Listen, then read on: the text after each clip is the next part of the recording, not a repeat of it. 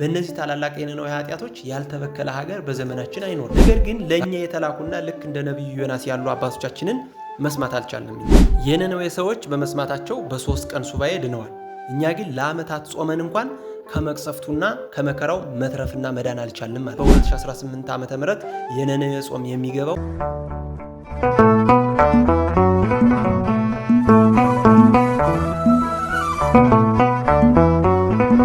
በስመ አብ ወወልድ ወመንፈስ ቅዱስ አሐዱ አምላክ አሜን። ኦርቶዶክሳውያን እንደምንሰነበታችሁ፣ እንኳን ለጾመ ነነዌ ወይም የነነዌ ጾም በሰላም አደረሳችሁ።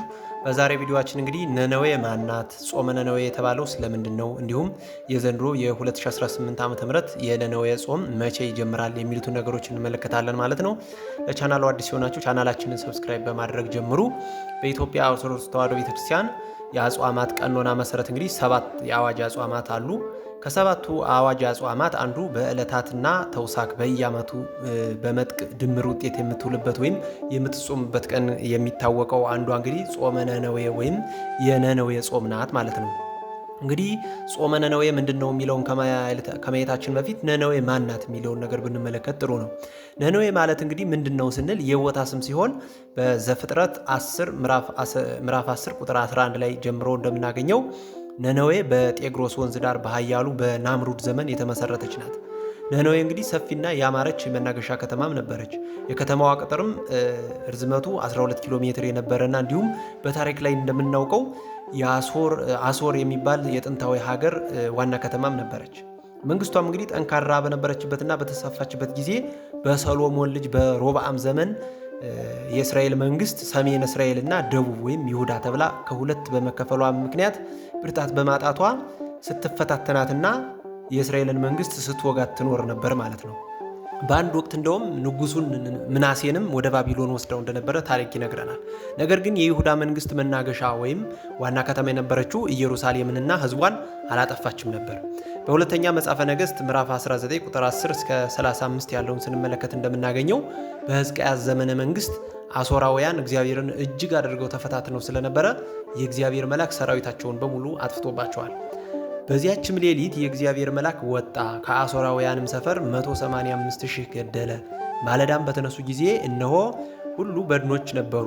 የአሶርም ንጉሥ ሰናክሬም ተነስቶ ሄደ፣ ተመልሶም በነነዌ ተቀመጠ ተብሎ በዚሁ የመጽሐፍ ቅዱስ ክፍል ላይ ተጽፎ እናገኛለን። ነነዌ እንግዲህ ቅድመ ልደተ ክርስቶስ በ612 በባቢሎን መንግስት እስክትያዝና እስክትፈርስ ድረስ ታላቂቱ ከተማ እየተባለችም ትታወቅ ነበር። የአሶር ዋና ከተማ የሆነችው በ700 ዓመት ቅድመ ልደተ ክርስቶስ ማለት ነው በሰናክሬም ዘመነ መንግስት ነበር ማለት ነው። እንግዲህ ስለ ነነዌ ይህን ሁሉ ከተመለከትን ጾሙ ጾመ ነነዌ ወይም የነነዌ ጾም ለምን ተባለ የሚለውን እንመልከት። ደግሞ ጾመ ነነዌ ማለት የነነዌ ከተማ ሰዎች የጾሙት የንስሐ ጾም ማለት ነው። የነነዌ ኃጢአት አመፅና በደል በነቢዩ በዮናስ ዘመን ሰማይ ነክቶና እጅግ በዝቶ ነበር። የነነዌ ሰዎች ንስሐ እንዲገቡና ሊመጣ ካለው ቁጣም እና መቅሰፍት ይድኑ ዘንድ እንዲያስጠነቅቅ እግዚአብሔር ነቢዩ ዮናስን ወደ ነነዌ ላከው። ነቢዩ ዮናስም በትንቢቱ መጽሐፉ ላይ በራሱ መጽሐፍ ላይ እንደምናገኘው እግዚአብሔር ወደ ነነዌ ይሄድ ዘንድ ባዘዘው ጊዜ እኔ አሁን ሄጄ እግዚአብሔር ሊያጠፋችሁ ነው ብዬ ብነግራቸው እና ባስጠነቀቃቸው ባስተምራቸው አንተ ምሕረት ብዙ ነውና ምሕራቸው እኔ ውሸታም እባላለሁ ብሎ ባለመታዘዝ በመርከብ ሆኖ ወደ ሌላ ሀገር ጉዞውን ጀመረ። ነገር ግን የእግዚአብሔርን ትእዛዝ አልተቀበለምና የተሳፈረበት መርከብ በከባድ ማዕበል ተናወጸ። አብረው ያሉ ሰዎችም እንግዲህ ተጨንቀው ዕቃቸውን ሁሉ እያወጡ ሁሉንም ዕቃቸውን ወደ ባህሩ ቢወረውሩ ነገር ግን ማዕበሉ ሊቆም አልቻለም ማለት ነው። እነርሱም ከመካከላችን እግዚአብሔርን የበደለው ይኖር ይሆናል ሲባባሉ ነቢዩ ዮናስ እኔ እግዚአብሔርን አልታዘዝ ብያለሁና ይህ ሁሉ ስለ እኔ ነው፣ እናም እኔን ወደ ባህሩ ጣሉኝ አላቸው። ነገር ግን እነሱ ዕጣ እንጣጣል ብለው ዕጣውንም ደጋግመው ሲያወጡት በነቢዩ በዮናስ ላይ ደረሰ ማለት ነው። ከዚያም ይህስ የእግዚአብሔር ፈቃድ ቢሆን ነው ብለው ወደ ባህር ጣሉት። እግዚአብሔርም ባዘጋጀው ዓሣ ነባሪ ሆድ ውስጥ 3 ቀንና 3 ሌሊት ቆይቶ በዚያች ሀገር በነነዌ ማለት ነው አቅራቢያ ባለው የባህሩ ዳርቻ እንዲያርፍ አደረገው ማለት ነው። ይህ 3 ቀንና 3 ሌሊት ማደሩም የጌታችንና የመድኃኒታችን የኢየሱስ ክርስቶስ 3 ቀንና 3 ሌሊት በከርሰ መቃብር የማደሩ ምሳሌ ነው ይላሉ አባቶቻችን ሊቃውንት ሲተረጉሙና ሲያስተምሩ።